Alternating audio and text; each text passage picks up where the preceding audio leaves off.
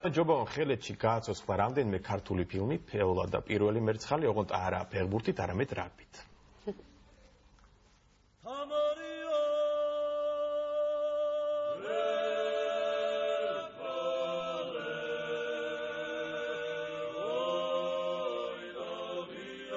სოფელი ხელედი ზღვის დონიდან 850 მეტრზე ვიმყოფებით და სწორედ აქ შევეცდები საქართველოში ყველაზე წარმატებული გუნდური სპორტის სახეობით დავაინტერესო მოსწავლეები და ახალგაზრდები.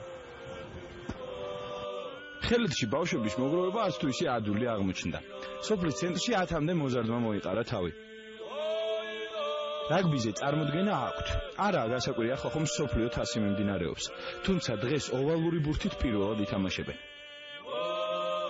მოზარდს სპორტი არ უნდა დავაძალოთ, რადგან დიდია ალბათობა, რომ ამ შემთხვევაში ინტერესი დაკარგოს. ამიტომ ბავშვებს ჯერ რაგბის მთავარ ღირებულებებს ვაცნობთ და შემდეგ გადავდივართ მოთელვაზე. როგორი სპორტია თქვენი აზრით რაგბი?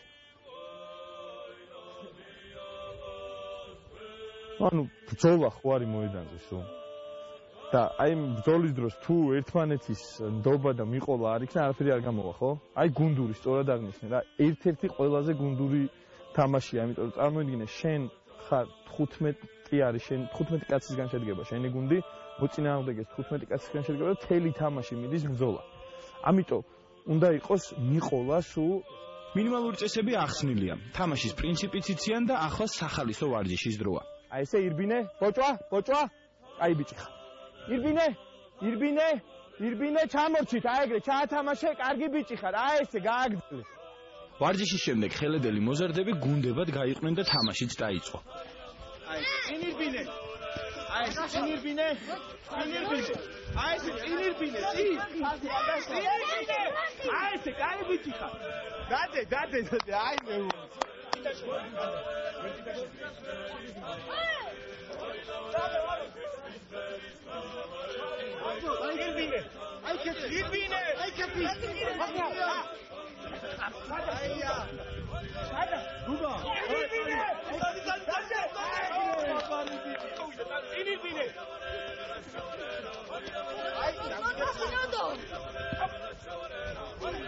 მომეწონა რაგბის ღირებულებები, წესებიც, საკმაოდ გავიგე და ასევე ძალიან მიხარდა ის მომენტი, როცა ლელოდავდი.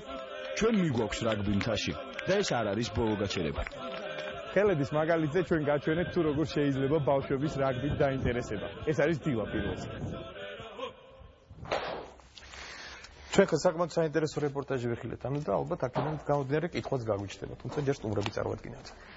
ჩვენი გადაცემის სტუმრები არიან სპორტისა და ახალგაზრდობის საქმეთა მინისტრის მოადგილე რევაზ ჯაველიძე და სასჯელ აღსრულების და პრობაციის მინისტრის მოადგილე თამარ ხულორდავა. დიდი მადლობა, რომ მიიღებთ გადაცემაში მონაწილეობას. შეახსენე ნომრებს 240-90-29 ეს არის ტელეფონის ნომერი, რომელთაც შეგიძლიათ დაგვიკავშირეთ და დაგვისვათ თქვენთვის საინტერესო კითხვები, ასევე შეგახსენეთ ჩვენს Facebook გვერდს დილა პირველზე ლათინური ან ქართული შრიფტით აკრიბეთ, მოგვიწონეთ და დაგვისვით კითხვები.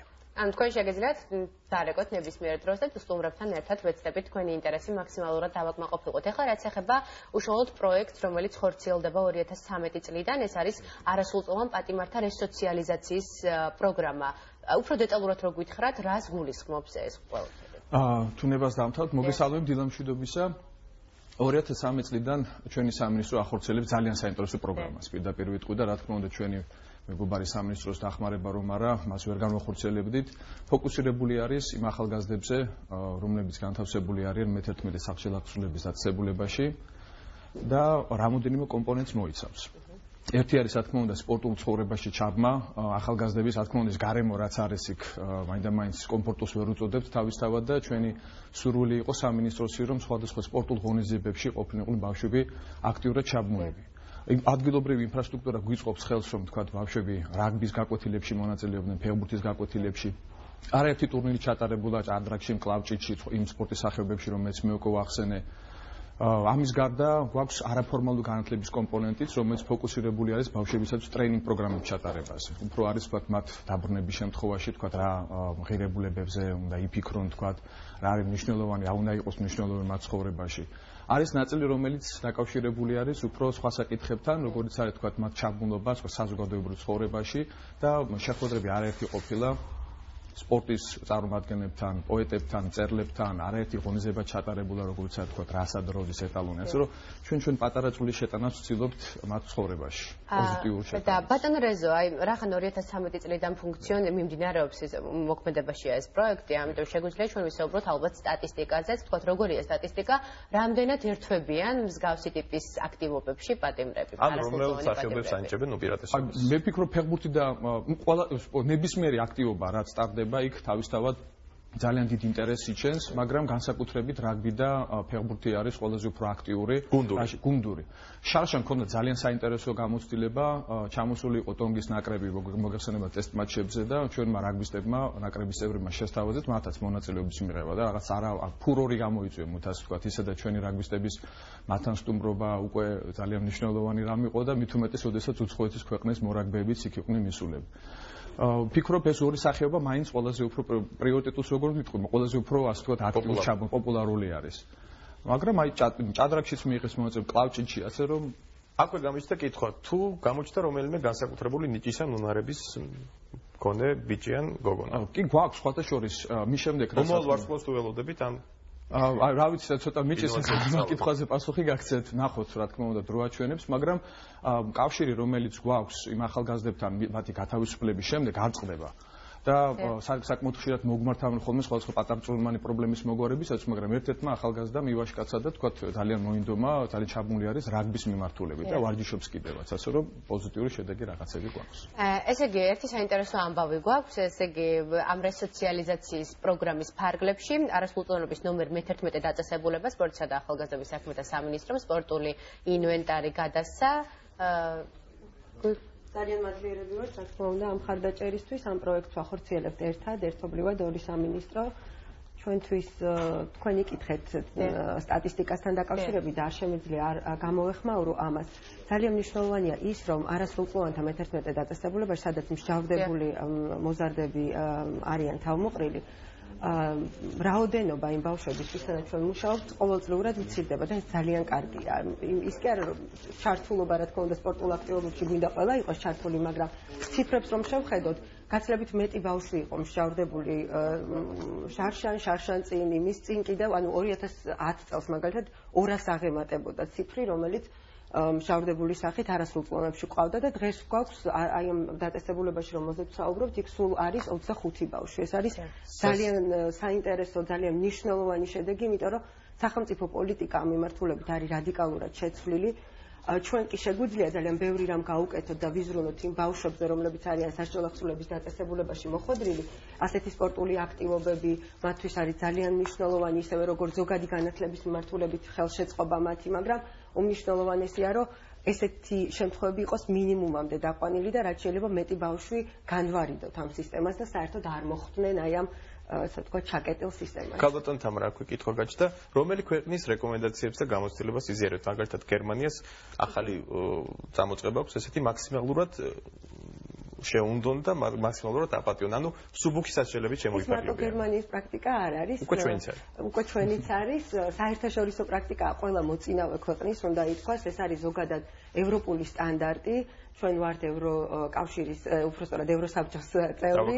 იქნება კარგი იქნება რომ, მაგრამ ჯერჯერობით არა, მაგრამ ევროსაბჭოს სტანდარტები ჩვენთან პირდაპირ მოქმედებს და ასევე ჩვენ შეიძლება იცით სულ ახლახან მივიღეთ ძალიან ისეთი რევოლუციური ახალი კანონი, არასრულწლოვანთა მართლმსაჯულების კოდექსი. ეს კოდექსი არის სრულ შესაბამისობაში გაეროს ბავშვთა კონვენციის და ყველა სტანდარტის, რომელიც ამ სისტემაში, ამ სფეროში მოქმედებს. ეს არის მნიშვნელოვანი გარდატეხა კანონმდებლობის კუთხით, რა თქმა უნდა, პრაქტიკამ ჯერ უნდა დაამტკიცოს, რომ შეგვიძლია მისი, ასე ვთქვათ, გამოყენება პრაქტიკაში ისეთივე წარმატებით, როგორც კოდექსი იქნა მიღებული და ამ მიმართულებით ბევრი რამ კეთდება. ასე რომ ეს არის ჩვენი პრაქტიკაც უკვე და ამას ეს ციფრებიც მოწმობს, როგორც სპორტული და არა მხოლოდ სპორტული, მოკლედ სხვა მიმართულებები თუ აპირებთ გააქტიურებას, კიდევ რა ინოვაციები გეგმება ამ ხელს? ძალიან ბევრი პროგრამაა თქვენ მსჯავრდებულებზე მეკითხებით, რომლებიც დაწესებულებაში არიან. ჩვენ მუშაობთ, ესე იგი, სამინისტროს სფერო მოიცავს ერთის მხრივ მსჯავრდებულ ბავშვებს, ბრალდებულ არასრულწლოვანებს და ასევე პირობითი მსჯავრებისაც აქვს შეფარდებული, ასევე იმ არასრულწლოვანებს.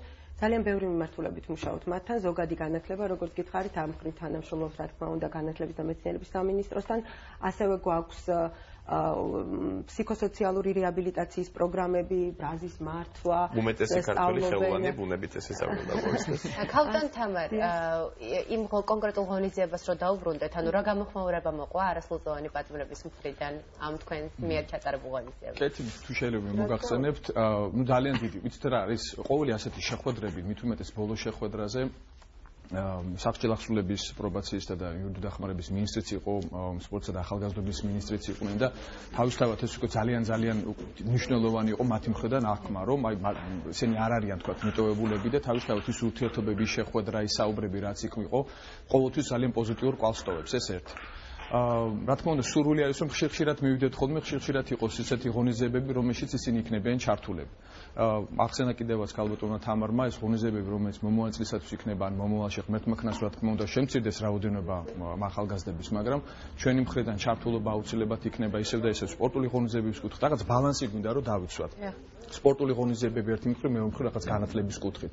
ერთ-ერთი კიდე კომპონენტი, რასაც ჩვენ ვახორციელებთ, არის სახელოვნებო სწავლებაც. მაგალითად, ხის კვეთაზე და ხეზე მუშაობას სწავლობენ ბავშვები, მინანქარზე მუშაობას სწავლობენ, ანუ რაღაც ინტერესებს ჩვენ ვცდილობთ რომ გავუღვიძოთ.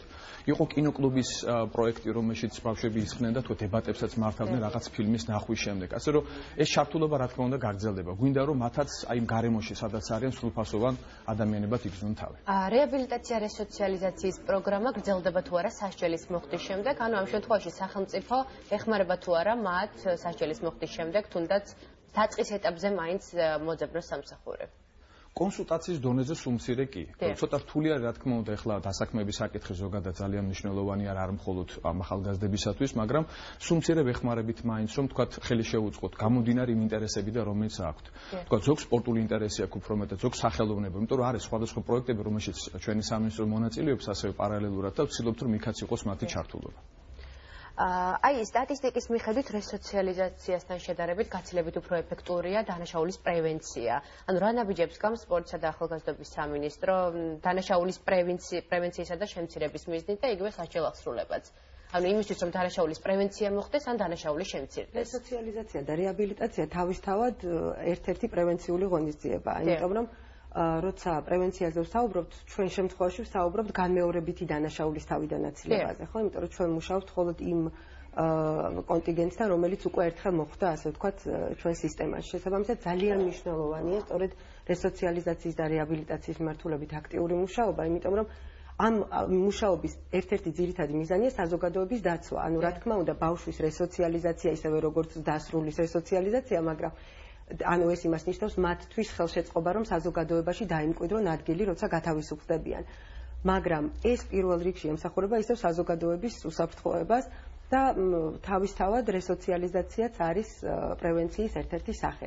ძალიან მნიშვნელოვანია ამ მიმართულებით გადადგმული ყველა ნაბიჯი და ყველა კვლევა, საერთაშორისო ექსპერტები ამაზე საუბრობენ, რომ მით უმეტეს ბავშვებთან მუშაობა მათთან რესოციალიზაციის მიმართულებით, რეაბილიტაციის მიმართულებით უნდა დაიწყოს სასჯელ აღსრულების დაწესებულებაში მათი მოხვედრის დღიდან. მაშინ კი არა, როცა ისინი უკვე მზად არიან ან ახლოს არიან გათავისუფლების თარიღთან. არამედ მათი სასჯელ აღსრულების დაწესებულებაში მოხვედრის დღიდან იწყება მათთან აქტიური მუშაობა პედაგოგის მხრიდან, ფსიქოლოგის მხრიდან, სოციალური მუშაკის მხრიდან, რომ მოხდეს მათში გარკვეული უნარების გაღვიძება, მათი მომზადება გათავისუფლებისთვის. ანუ მომზადება გათავისუფლებისთვის იწყება მათი სასჯელ აღსრულების დაწესებულებაში მოხვედრის დღიდან. ახლა არ მინდა ისე გამოვიდეს, თითქოს ამ ყველაფერს იდეალურად ვაკეთებთ. იმიტომ რომ ძალიან ბევრი რამე გვაქვს კიდევ სასწავლი ამ გზაზე. ჩვენ უბრალოდ ფიქრობ მე, რომ კარგი და სწორი მიმართულებით ვდგამთ ნაბიჯებს და ნამდვილად წინ მივდივართ. ამაში ხელს გვიწყობს ისიც, რომ რაოდენობა არის ძალიან შემცირებული და როცა მცირე კონტინგენტთან მუშაობ, უფრო გახსნილი გაქვს ხელი და უფრო მეტი რამეს გაკეთების შესაძლებლობა გაქვს, მაგრამ ძალიან დიდი გზა არის კიდევ წინ იმისთვის, რომ ეს ყველაფერი ვაქციოთ მართლა რეალობაში. კიდევ ერთი კითხვა გაგვიჩნდა, მანდატური ეს არის ერთ-ერთი რეფორმა, რომელიც ხელისუფლებამ ჩაატარა და ის განათლების სამინისტროს წამოწყება. თქვენ თუ თანამშრომლობთ სკოლებთან, იგივე განათლების სამინისტროს ამ მხრივ. პრევენციისათვის ისევ და ისევ. ამაში ჩვენ არ ვართ ჩართული, იმიტომ რომ ჩვენი სფერო არის მხოლოდ ინფორმაციის გასაზიარებლად ან იგივე ბავშვებისათვის მცირე ლექციების ჩასატარებლად. თუ რა შეიძლება მოყვეს მათ დაუფიქრებელ საქციელს და ასე შემდეგ და ასე შემდეგ. რა თქმა უნდა, ამ მიმართულებით ზოგადი განათლების ფარგლებში არის ასეთი სპეციალური მომზადება, რასაც ბავშვები საჯარო სკოლებში გადიან. თქვენ შეიძლება იცით, რომ არასრულწლოვანთა დაწესებულებაში მოქმედებს ჩვეულებრივი საჯარო სკოლა. ის არის ჩვეულებრივი ერთ-ერთი საჯარო სკოლის ნაწილი, სადაც პედაგოგებიც იგივე არიან, რაც საჯარო სკოლაში ასწავლიან და პროგრამაც ზუსტად იგივეა, რასაც ბავშვები გადიან საჯარო სკოლებში და ყველა ის პროგრამა, რომელიც მათთვის გარეთ არის ხელმისაწვდომი, ასევე ხელმისაწვდომია სკოლაში. ამ თანამშრომლობთ. ერთ დავამატებ პრევენციის კუთხით ჩვენ ძალიან აქტიურად თანამშრომლობთ იუსტიციის სამინისტროსა და მის პრევენციის ცენტრთან და ძალიან კარგი გამოცდილება გვაქვს წლევანდელ წელს მომავლის ბანაკში, რომელიც ანაკლიაშია განთავსებული 50 ახალგაზრდა იყო სხვადასხვა თქვათ ჯგუფებთან ერთად ჩამოსულები პრევენციის ცენტრმა თქვათ შემოგთავაზა მათი კანდიდატურები და ძალიან მაღალი ჩართულობა იყო მათი მხრიდან იმ სპორტულ თუ ახალგაზრდულ საქმიანობაში, უბრალოდ აქტივობებში, რომელიც ჩატარდა წლევანდელ წელს და მომავალ წელსაც ვფიქრობ, რომ ანალოგიური გავაკეთებთ. ძალიან დიდი მადლობა. ჩვენი გადაცემის სტუმრები იყვნენ სპორტისა და ახალგაზრდობის საქმეთა მინისტრის მოადგილე რეზო ჯაველიძე და საშუალო აღსრულებისა და პრობაციის მინისტრის მოადგილე თამარ ხულორდავა. დიდი მადლობა, რომ იყავით მონაწილეობა ჩვენს გადაცემაში. შესრულდა საათის ნახევარი, რაც ნიშნავს იმას, რომ რა შეიცვალა საქართველოსა და მსოფლიოში გასული ნახევარი საათის განმავლობაში.